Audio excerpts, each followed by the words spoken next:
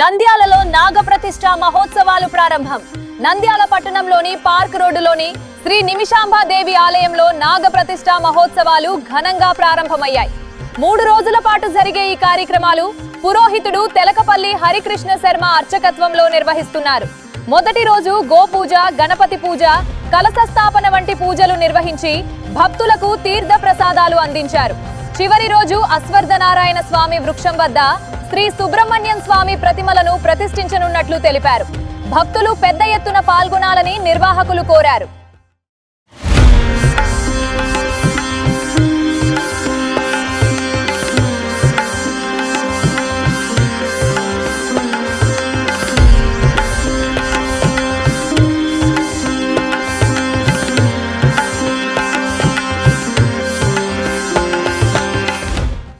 నిమిషాంబ దేవస్థానముందు పునః నాగప్రతిష్ఠా కార్యక్రమంలో మొదటి రోజున శుక్రవారం రోజున ఉదయం పూట గణపతి పూజ, గోపూజ, పుణ్యహావాచనము, ఆచార్యాది వృత్తికురణము, పంచగవ్య ప్రాసన, కలశ స్థాపన, ఆవాహన, విగ్రహాల అభిషేకము ఇవన్నీ కూడా ఉదయం పూట జరిగే కార్యక్రమాలు. సాయంకాలం పూట వల్మీక వృత్సంగనము, పుట్టకు వెళ్ళే పుట్ట పూజ, అదైన తర్వాత అంకురార్పణ కార్యక్రమం, అది పూర్తయిన తర్వాత అంకురార్పణ విశేషంగా జలాదివాస కార్యక్రమాలు, మహామంగళహారతి, తీర్థప్రసాద కారణం ఇది మొదటి రోజు కార్యక్రమాలు.